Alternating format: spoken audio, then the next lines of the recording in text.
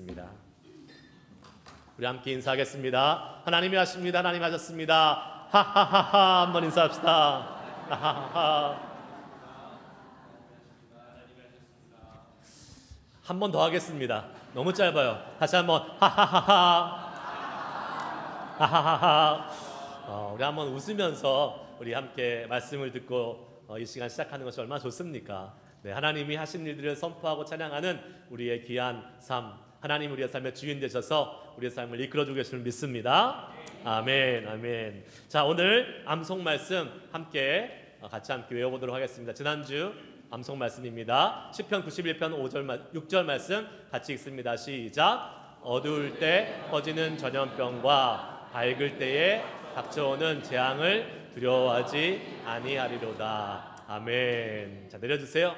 한번 다 같이 암송합니다. 시편 91편 5절 시작. 어두울 때 퍼지는 전염병과 밝을 때 닥쳐오는 재앙을 두려워하지 아니하리로다. 아멘. 이거는 세트로 외워야 된다 그랬잖아요. 예, 시편 91편 5절 말씀과 함께 같이 한번 해볼까요? 시작. 너는 밤에 찾아오는 공포와 낮에 날아드는 화살과 어두울 때 퍼지는 전염병과 밤에 닥쳐오는 재앙을 두려워하지 아니하리로다. 아멘. 아멘. 하나님이 우리에게 다가오는 모든 재앙과 공포와 전염병과 화살과 우리를 위협하는 모든 사단의 공격에서 우리를 지키고 보호하심을 믿습니다. 아멘. 그 주님의 지키심과 보호하심 속에서 우리가 한 주 살아갑니다. 또 다시 이번 주 우리에게 주시는 귀한 말씀 한번 암송 말씀 읽어보도록 하겠습니다. 시편 91편 7절입니다. 시작. 1000명이 내 왼쪽에서 10,000명이 내 오른쪽에서 엎드려지나 이 재앙이 내게 가까이 하지 못하리로다. 아멘. 아멘이시죠? 아멘. 우리 주변에 예수 믿지 않는 자들 정말 이 재앙 가운데 무너질 수 있지만 예수님의 보호하심 가운데 우리들은 하나님께서 그 재앙이 우리 가운데 가까이 하지 못하도록 우리를 지키시고 보호하십니다. 할렐루야. 네, 그 주님 의지하면서 살아가면 우리가 담대히 살아갈 수 있어요. 이번 한 주도 그 하나님의 은혜 가운데 정말 하나님의 도우심과 하나님의 보호하심을 경험하며 담대히 살아갈 수 있는 우리 모두가 될 수 있길 축복합니다. 아멘, 아멘. 자, 오늘 말씀 제목 한번 따라해 봅시다. 죽어야 삽니다. 죽어야 삽니다. 좀 뭐랄까요? 과격하죠? 네, 과격한 말씀이지만 성경의 진리입니다. 우리가 죽어야 살 수 있다. 성경은 우리를 죽여야지만이 우리 안에서 살아나는 예수님을 통해서 우리의 영혼은 살아난다고 말씀하고 있는데 오늘 이 하늘의 밀 우리가 잘 아는 이 말씀을 통해서 한번 어떻게 해야지 우리가 우리 자신을 죽일 수 있고 또 우리가 살아날 수 있는 삶을 살 수 있지 한번 나눠보길 소망합니다. 여러분은 어떻게 예수 믿게 되셨습니까? 여러분, 저 같은 경우는 목회자 집안에 태어나서 자동적으로 그냥 예수 믿게 되었어요. 부모님을 통해서. 그리고 아마 제 또래, 제 세대, 그리고 저 다음의 세대들은 많은 경우 믿는 가정에서 태어나서 예수 믿게 된 경우들이 많이 있을 것입니다. 그러나 저의 부모님 세대나 그 윗세대들은 예수 믿는 사람들이 많지 않았어요. 그래서 예수 믿는 가정에서 태어난 사람들보다는 주변 사람들이 예수 믿으라고 전도해서 예수 믿게 된 경우들이 많이 있습니다. 여러분은 예수 믿으라고 전도하실 때에 어떠한 말씀을 듣고 아니면 어떻게 전도하십니까? 예수 믿으면 복 받습니다. 예수 믿으면 좋습니다. 예수 믿으면 뭐랄까요? 성공합니다. 이러한 예수 믿으면 잘 된다, 복 받고 잘 된다는 말을 듣고 우리가 이야기합니다. 네, 맞습니다. 예수 믿으면 복 받죠. 예수 믿으면 잘 됩니다. 그런데 이 말의 해석에는 조금 차이가 있을 수 있습니다. 똑같은 말인데요, 사람에 따라서 해석하는 방법에 따라서 그 의미가 달라질 수 있다는 거예요. 예를 들면 여러분, 제가 이 한 문장을 얘기해 볼게요. 지금 학교가 이 문장이 있다고 칩시다. 지금 학교가. 서울 사람들이 이 문장을 얘기할 때에 서울 사람들이 이렇게 얘기하죠. 지금 학교가 무슨 말이에요? 학교 가고 있니? 지금 학교 갈 거니? 이런 얘기죠. 근데 경상도 사람들이 이 이야기를 하면 어떻게 합니까? 지금 학교가 무슨 말이에요? 학교에 있냐라는 말이잖아요. 네, 똑같은 말인데 의미가 완전히 달라지는 것입니다. 똑같은 말인데요. 예, 그렇습니다. 똑같은 말인데도 제가 경상도 사투리 잘한 건가요? 뭐 경상도 사람이 아니라서 잘 모르겠지만 하여튼 똑같은 문장인데 말이 완전히 다르게 해석되는 경우가 있습니다. 예수 믿으면 복 받습니다. 예수 믿으면 잘 됩니다. 하는 이 말이요, 사실은 예수 믿기 전에 우리가 그 사람들 전도할 때는 예수 믿지 않는 사람들은 이렇게 생각할 것입니다. 세상에서 성공하고 출세하고 잘되고 승진하고 시험 보면 합격하고 건강 무병 장수하게 사는 것, 이것을 아마 생각할지도 모르겠습니다. 어쩌면 우리도 그렇게 생각하고 예수님 믿고 있는지 아닌지 모르겠어요. 예수 믿고 성공해서 잘 살아보고 싶은 마음이 없다면 거짓이겠죠. 우리 모두가 다 예수 믿고 잘 살아보고 싶습니다. 그러나 여러분, 예수 믿고 복 받고 성공한다는 것은 세상의 기준에서 성공하고 잘 되는 것도 하나일 수 있겠지만, 하지만 그것이 예수 믿고 복 받는 것에, 잘 되는 것에 전부가 아니라는 것을 오늘 말씀은 우리에게 알려주고 있습니다. 오히려 예수 믿는 것이 내 자신을 죽여야 된다, 아니면 내 자신을 희생해야 된다라는 것이 이 죽음의 역설의 원리를 우리에게 보여주면서 오히려 예수 믿고 죽음의 역설을 경험하는 것이 예수 믿는 복이다라고 오늘 우리에게 알려주고 있죠. 그러면 오늘 말씀을 통해서 우리는 과연 배울 수 있는 교훈은 무엇일까? 한번 몇 가지 한번 살펴보려고 합니다. 첫 번째 한번 따라해 볼까요? 나의 기대보다 주님의 뜻이 더 중요합니다. 여러분, 오늘 말씀을 살펴보면 오늘 본문 말씀에서 유월절을 지키기 위해서 예루살렘에 올라온 헬라인들이 있었다라고 시작하고 있습니다. 20절에 보면 명절에 예배하러 올라온 사람 중에 헬라인 몇이 있는데 라고 오늘 본문 말씀 시작하지요.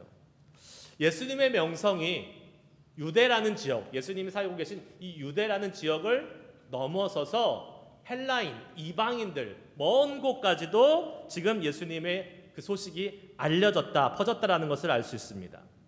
헬라인 몇 명이 지금 예수님 만나고 싶어서 왔습니다. 지금 헬라인 몇 명이 예수님 만나러 온 사실이 성경에 기록될 정도로 뭐 대단한 일입니까? 아니요, 그거 뭐 그냥 지나갈 수 있는 일입니다. 그런데 오늘 보면 성경에 그 헬라인 몇 명이 찾아온 곳이 정확하게 기록되어 있어요. 그 사람들이 와서 누구를 찾습니까? 지금 빌립을 찾습니다. 빌립을 찾아요. 왜 하필 빌립일까요, 여러분? 많은 예수님의 제자들이 있는데 빌립의 이름이 바로 이 헬라인, 이방인들의 이름이었어요. 유대인 이름이 아니라 헬라식 이름입니다. 어쩌면 이 헬라인들이 와서 빌립을 찾은 것은 빌립을 미리 알았거나 아니면 자기들과 같은 이름을 쓰고 있는 헬라식 이름을 쓰고 있는 이 빌립을 친근감을 느꼈기 때문에 이 빌립에게 가서 지금 예수님을 보고 싶다고 부탁을 했던 것이 아닐까 싶습니다. 예수님께 여쭙니다. 그리고 빌립은 지금 안드레에게 이 사실을 전하고 안드레가 예수님께 가서 지금 헬라인 몇몇 사람들이 와서 예수님을 찾고 있습니다 라고 이야기했습니다. 이 이야기를 하는 빌립과 안드레의 심정이 어땠을까요, 여러분? 어떤 마음으로 이러한 이야기를 건넸을까요? 야, 예수님 벌써 이 유대 지역을 넘어서 인터내셔널 스타가 되셨구나. 와, 지금 다른 나라 이방 민족에게도 예수님이 알려졌구나. 와, 예수님 그동안 우리가 예수님 따라다닌 것이 정말로 헛것이 아니었구나 라는 그러한 마음의 뿌듯함이 들었을 거예요. 역시 예수님이야. 아, 우리 예수님 따라다니는 보람이 있네. 예수님 정말 그 명성이 온 세계까지 다 이제 퍼져가는구나 라는 그러한 자부심도 있었을 것입니다. 사실요, 얼마든지 충분히 그러한 생각을 가질 수 있습니다. 왜요? 우리 본문 말씀 살펴본 말씀 바로 전에 보면 예수님이 예루살렘에 입성하시는 그러한 내용이 나옵니다. 그때 사람들이 어떻게 했어요? 요한복음 12장 12절 13절 말씀을 한번 읽어볼까요? 시작! 그 이튿날에는 명절에 온 큰 무리가 예수께서 예루살렘으로 오신다는 것을 듣고 종려나무 가지를 가지고 맞으러 나가 외치되 호산나 찬송하리로다. 주 이름으로 오시는 이 곧 이스라엘의 왕이시여 하더라. 아멘. 예수님을 환영했던 사람들 중에는 예수님의 나사로를 살리신 기적을 본 사람들이 있고, 예수님이 병자를 고치시고 수많은 사람들을 돌보셨던 그러한 기적의 소문을 들은 사람들도 있었습니다. 그들이 모두 다 뭐를 외쳐요? 지금 예수님 들어오실 때에 호산나 호산나 하면서 예수님 어서 오시옵소서, 우리를 구원하시옵소서라고 지금 예수님을 환영하고 지지하는 것을 보게 됩니다. 여러분, 제자들의 마음이 어땠을까요? 좋았겠죠. 뿌듯했겠죠. 그동안 이제 고생하며 다닌 모든 것이 보상을 받는구나 라는 그러한 마음을 받았을 것입니다. 그리고 게다가 누구까지 찾아왔어요? 지금 헬라인까지 찾아왔어요. 이제는 드디어 예수님의 그런 가치가 인정받는구나 라고 생각을 했던 것이에요. 그런데 이러한 기대가 완전히 산산조각 나는 그러한 일이 지금 벌어집니다. 예수님이요, 헬라 사람들이 만나러 왔다 하고 그 얘기를 들으면 예수님께서 대답을 어떻게 하셔야 됩니까? 어떻게 하셔야 돼요? 그들을 데려와라. 아니면 내가 지금 바쁘니까 그들을 지금 좀 기다려라고 하라. 이렇게 이야기하셔야 되는데 그렇게 얘기 안 하셨어요. 예수님이 뭐라고 얘기하셨습니까? 23절 말씀 볼까요? 읽습니다. 시작. 예수께서 대답하여 이르시되 인자가 영광을 얻을 때가 왔도다. 아멘. 예수님이 완전히 동문서답 지금 하십니다. 헬라 사람들 찾아왔습니다 라고 물어봤는데 예수님의 대답이 인자가 영광을 얻을 때가 왔다. 이게 무슨 말이에요, 여러분? 제자들은 어떻게 생각했을까요? 제자들은 아마 그들이 여태까지 생각했던 기대를 놓지 않았을 것입니다. 영광을 얻는다? 예수님께서 이제 정말 큰 영광을 취하시나 보다. 그동안 고생했는데 이제 사람들로부터 인기도 누리고 혜택도 받고 그동안 힘들게 고생한 보상을 받게 되는 삶을 살 수 있게 되는구나 라고 제자들은 아마 생각했을 것입니다. 이렇게 말씀하시는 걸로 제자들은 들었을 거예요. 그러나 우리는, 성경을 알고 있는 우리는요, 예수님이 그런 의도로 말씀하지 않았다는 것을 잘 알고 있습니다.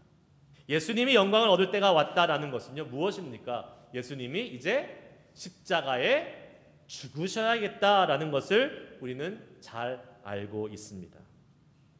여러분, 여기서 한번 생각해 보십시오. 우리가 과연 이 제자들과 비슷한 부분들이 있지 않습니까? 무엇이에요? 우리가 늘 주님께 바라는 것이 있어요. 우리가 늘 주님께 기대하고 소망하는 것이 있습니다. 뭡니까? 우리의 입장에서 내가 기대하고 소망하는 것 뭐예요? 나의 건강, 나의 성공, 조금 더 확대하면 나의 가족, 조금 더 인심 쓰면 교회, 나의 교회, 또 이 지역 부흥하고 성장하는 것, 이런 것들이 우리가 소망하고 기대하는 것들입니다. 그런데 어느 날 갑자기 예수님이 오셔서 그거 아니야. 내가 기대하는 거 그거 아니야. 너가 더 희생해야 된다. 너가 더 포기해야 된다.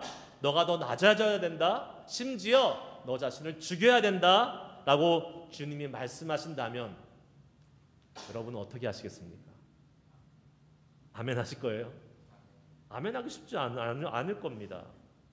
여러분, 우리를 향한 주님의 기대가 우리가 생각했던 것이 아니라 완전히 다른 것이라면 우리는 기꺼이 그것을 내려놓고 주님의 뜻을 따라갈 수 있는 사람이 될 수 있겠습니까? 저는 소망합니다. 여러분, 우리의 기대가 주님의 뜻과 소망이 우리의 기대와 다르다 할지라도 우리의 기대를 기꺼이 내려놓고 주님의 뜻을 따라갈 수 있는 저와 여러분 되시길 주의 이름으로 축복합니다. 왜 그렇습니까? 주님의 뜻은 언제나 우리의 것보다, 우리의 기대보다, 우리의 뜻보다 위대하고 높으시고 항상 크시기 때문에 그렇습니다. 할렐루야. 그렇기 때문에 당장 이해되지 않더라도 주님이 감동하시고 말씀해 주시는 대로 순종하며 나아갈 수 있는 우리 모두가 될 수 있기를 소망합니다. 두 번째, 한번 따라해 봅시다. 눈에 보이는 숫자보다 주님의 뜻이 더 중요합니다. 예수님께서 영광을 얻으실 때가 왔다라고 말씀하신 또 다른 중요한 의미가 있습니다. 그것은 무엇입니까? 예수님이 십자가에서 유대인만을 위해서 죽지 않으시고 이제 모든 인류를 위해서, 이방인들까지도 위해서 하나님께서 죽으신다, 예수님께서 죽으신다라는 이 이방인의 사역도 포함되어 확대되고 있다는 것을 의미하고 있어요. 오늘 말씀을 보면 소수의 사람 몇 명이 지금 예수님께 찾아왔다고 기록하고 있죠. 그러나 영적으로 볼 때는 이 모든 이방인이 예수님께 찾아오는 신호로 볼 수 있는 것입니다. 예수님이 이 땅에 오신 의미가 진정으로 실현되는, 모든 이방인들을 구원하시는 예수님의 구원 사역이 지금 몇 명 찾아오는 이 헬라인을 통해서 상징적으로 보여주고 있다는 것이죠. 여러분, 어떤 사람은요, 뭐 헬라인 몇 명 찾아온 것이 그렇게 중요한 일이냐라고 생각하고 이야기할 수 있는 분도 계실 것입니다. 그러나 여러분, 숫자로는 작지만 이방인 전체가 주님께 나아오는 길을 지금 열고 계시는 거예요. 사도행전 8장에 보면 우리가 잘 아는 내용이 나옵니다. 빌립이 가고 있는데 누가 찾아와요? 에디오피아 내시가 찾아오지 않습니까? 에디오피아 내시를 보고 이 에디오피아 내시 한 사람에게 복음을 전했더니 어떻게 됩니까? 그 에디오피아 내시를 통해서 그 에디오피아가 전체가 복음화되고 지금 우리가 사는 시대에는 어떠한 역할을 하고 있어요? 에디오피아라는 이 나라가 아프리카에서요, 지금 이슬람의 세력을 막아주고 있는 그러한 기독교의 방패 역할을 하고 있는 나라가 되었습니다. 한 사람이었습니다. 사람이 너무 적다고 실망하거나 무시해서는 안 되는 것이에요. 우리는요, 너무 숫자가 적을 때에 그것으로 인해서 너무 포기할 때가 많이 있습니다. 그러나 우리는 반드시 기억해야 됩니다. 하나님의 일하심은 숫자에 있지 않습니다. 하나님의 일하심은 뭐에 있어요? 하나님의 뜻과 계획이 있습니다. 하나님의 뜻과 계획이 있으면 아무리 숫자가 적어도 하나님은 그 일을 이루시는 분이심을 믿으시기를 주의 이름으로 축복합니다. 우리가 잘 아는 성경의 내용 있잖아요. 기드온과 미디안의 싸움, 우리 너무나 잘 알고 있습니다. 미디안의 13만 5천 명의 군사와 싸우기 위해서 하나님은 몇 명을 택하십니까? 300명이면 충분했어요. 처음에 13만 5천 명, 이 어마어마한 숫자와 싸우려고 이스라엘이 3만 2천 명을 준비했는데 아니야, 다 필요 없어. 나중에는 2만 명을 돌려보내고 2만 2천 명 돌려보내고 그 다음에 또 9,700명 돌려보내고 결국은 300명이 남아가지고 그 13만 5천 명과 싸워서 이기게 하시는 하나님의 능력을 보여주고 계십니다. 하나님의 뜻을 이루는 데는요, 숫자가 중요하지 않습니다. 그렇기 때문에 여러분, 우리는 어떻게 해야 됩니까? 작다고 움츠러들 필요 없습니다. 또 많다고 교만하거나 자만해서도 안 됩니다. 숫자가 적고 많고가 중요한 것이 아니에요. 무엇이 중요한 것입니까? 주님의 뜻이 더 중요한 것입니다. 그러므로 우리는 하나님의 뜻을 알고 하나님의 뜻을 발견했다면 우리의 상황과 형편에 상관없이 그 하나님의 뜻을 순종하며 나아갈 수 있는 우리들이 되어야 될 줄 믿습니다. 마지막 세 번째입니다. 한번 따라해 봅시다. 죽어야 많은 열매가 맺힙니다. 여러분, 오늘 그 하나님의 뜻을 순종해 나가는 데 있어서 가장 중요한 원리를 오늘 말씀은 우리에게 알려주고 있습니다. 그것은 바로 죽음의 원리입니다. 죽음의 원리. 오늘 본문을 통해서 예수님은 하나의 미래 비유를 통해 죽음의 원리에 대해서 설명해 주고 계시는데요. 우리 한번 24절 말씀을 다 같이 한번 읽어보도록 하겠습니다. 같이 읽습니다. 시작. 내가 진실로 진실로 너희에게 이르노니 한 알의 밀이 땅에 떨어져 죽지 아니하면 한 알 그대로 있고 죽으면 많은 열매를 맺느니라. 아멘. 여러분, 예수님이 아까 말씀하신 영광은 제자들이 생각했던 기대, 제자들이 생각했던 영광과는 완전히 다른 것이었다고 말씀드렸습니다. 제자들이 기대했던 영광은 인간적인 눈으로 본 영광이라면 예수님이 말씀하시는 영광은 하나님 아버지의 뜻과 계획 가운데 있었던 영광입니다. 즉 예수님이 많은 인기를 누리고 많은 명성을 얻어서 유명인이 되는 그러한 영광이 아니었습니다. 무엇입니까? 예수님의 영광은요, 많은 사람을 구원하기 위해서 자신의 생명을 버리시는 것이었습니다.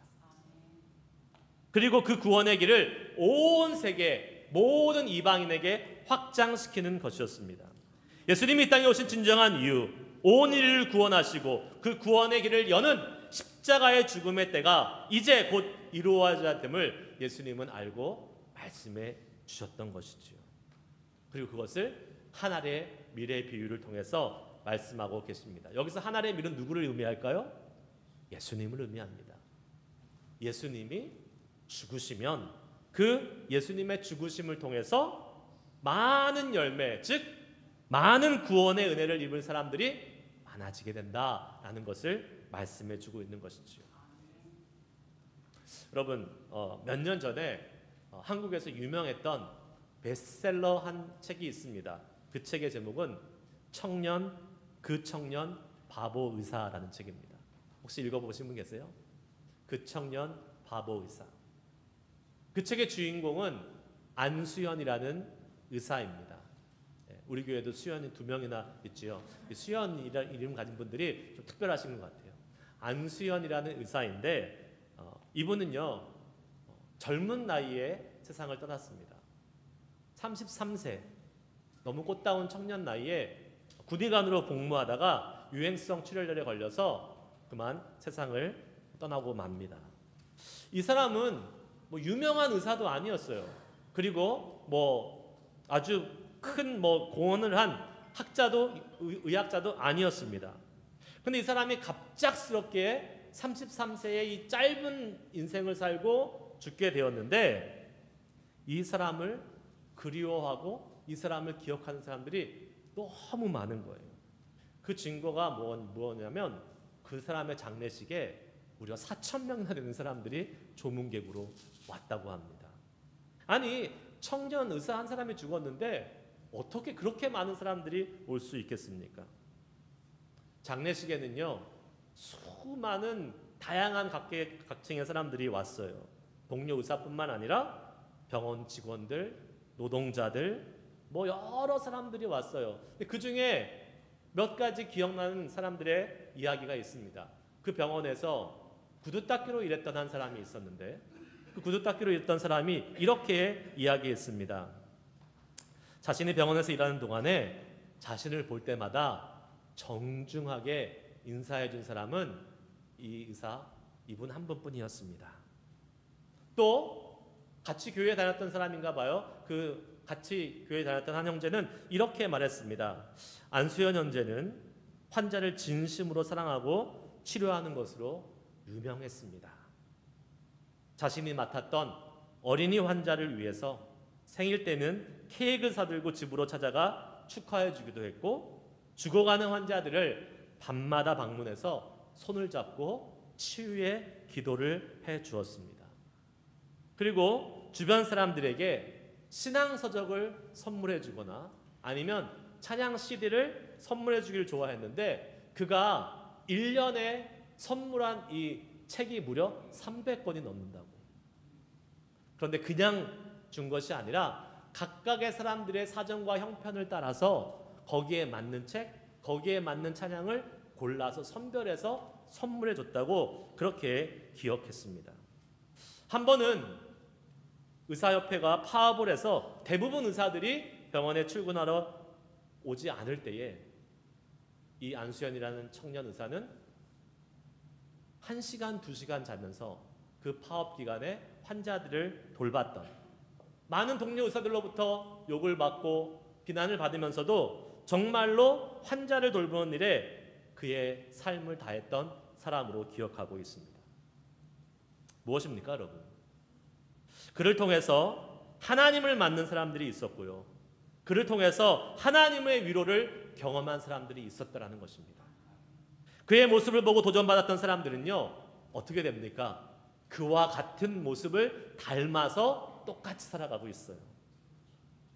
어떻게 해요? 다른 사람을 위해서 그들이 그의 삶을 희생합니다. 후배 의사는요, 죽음을 앞둔 외로운 환자들의 넋두리를요 새벽 3시까지 듣다가 아침 브리핑에 늦기도 하고요. 그 청년의 제자들은요, 자신이 맡은 그러한 사람들의 고민을 들어주고 책과 간식을 나눠주는 그러한 삶을 살고 있다고 합니다. 여러분, 안수연 의사의 이야기를 담은 책을 엮은 이 저자가 마지막으로 했던 말이 기억납니다. 그는 부재 중이지만 그의 사역은 여전히 진행 중입니다.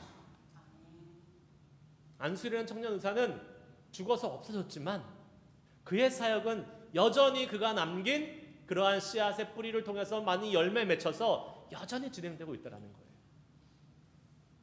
로마서 5장 15절, 우리 어저께 새벽기도 말씀을 통해서 같이 읽었는데요. 다시 한번 읽어보도록 하겠습니다. 시작. 그러나 이 은사는 그 범죄와 같지 아니하니 곧 한 사람의 범죄를 인하여 많은 사람이 죽었은즉 더욱 하나님의 은혜와 또한 한 사람 예수 그리스도의 은혜로 말미암은 선물은 많은 사람에게 넘쳤느니라. 아멘. 여러분, 예수님 한 분의 죽으심으로 말미암아 많은 사람들에게 구원의 은혜, 이 구원의 선물이 넘쳐났음을 믿으시길 바랍니다. 저는 소망합니다. 우리는 예수님 따르는 사람들이잖아요. 우리가 예수님이 아니기 때문에 우리 스스로가 구원을 주는 사람은 될 수 없습니다.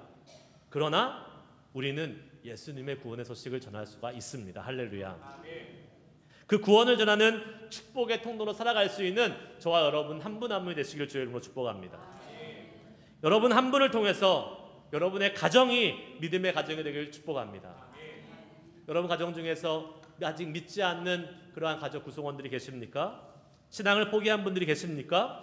여러분을 통해서 그분들이 구원의 길로 인도하게 될 줄 믿습니다.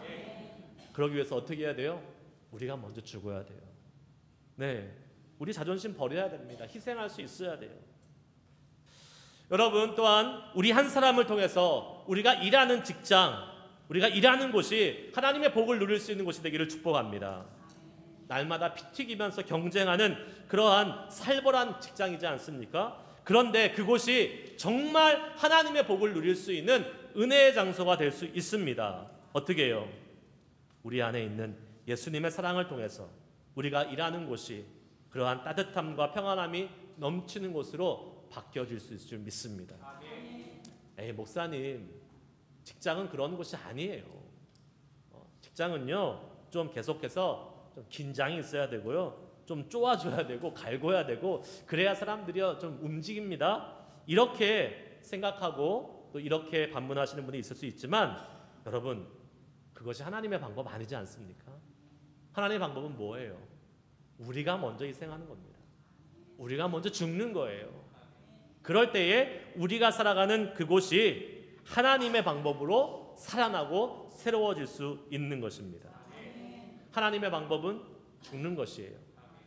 내가 희생해야 되고 내가 손해봐야 되고 내 자존심, 내 성질을 죽여야 됩니다. 하지만 그렇게 될 때 많은 열매가 맺혀진다는 오늘 말씀을 기억하시기 바랍니다. 내가 죽으면요, 나를 통해서 주변에 있는 사람들이 살아납니다.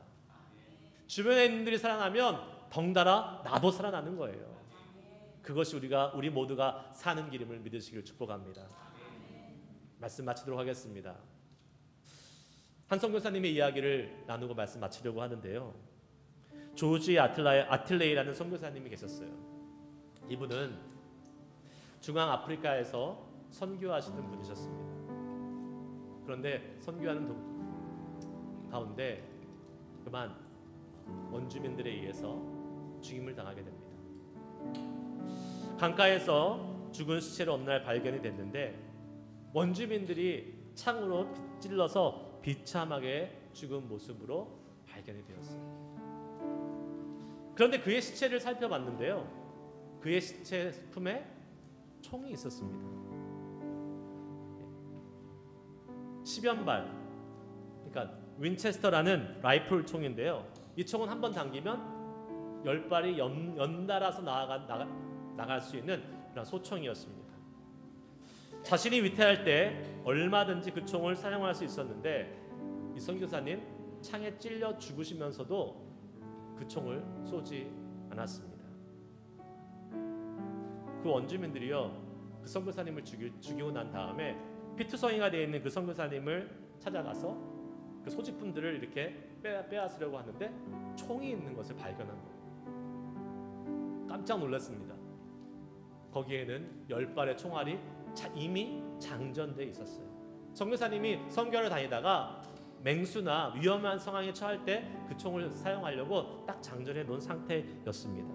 그런데 그 원주민들은 창에 찔리면서도, 자기들의 창에 찔리면서도 그 총을 쏘지 않았던 그 선교사님이 이해가 되지 않았던 거예요. 아, 여기엔 분명히 이유가 있겠구나. 그러면서 무슨 이유가 있는지를 생각해 보기 시작했습니다.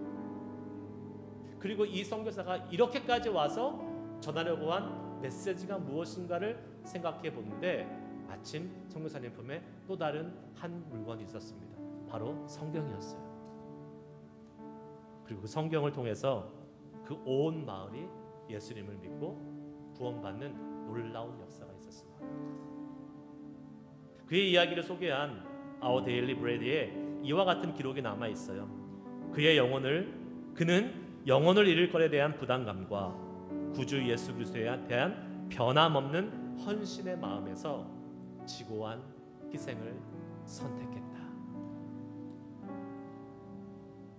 여러분, 하늘에 밀이 떨어질 때에, 그리고 떨어져서 죽을 때에 많은 열매를 맺을 수 있습니다. 오늘 말씀은요, 우리한테 선교사님처럼 나가서 죽어라, 목숨을 잃어라 이렇게 이야기하고 있지 않습니다. 그거는 특별한 사람들의 경우예요. 그러면 오늘 말씀은 우리에게 어떻게 죽으라고 말하고 있는 것입니까? 우리가 살아가는 삶의 현장에서 죽어야 될 우리의 모습이 무엇입니까? 뭘 죽여야 돼요, 여러분?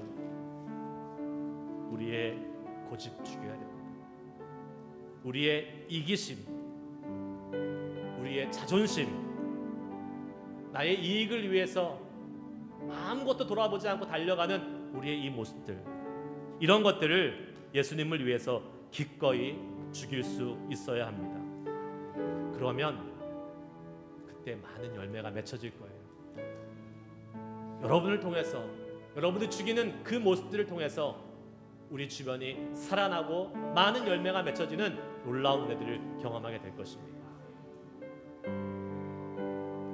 우리를 위해서 십자가에 죽으셨던 예수님처럼 우리도 날마다 우리를 십자가에 죽이고 많은 사람들을 살리는 복된 인생이 되기를 주의 이름으로 축복합니다. 함께 우리 찬양하시겠습니다. 내가 그리스도와 함께 십자가에 못 박혔나니, 우리 오늘 처음에 불렀던 찬양인데요, 이 찬양 부르시고 오늘 말씀 기억하시면서 하나님, 내가 죽여야 될 부분은 무엇입니까?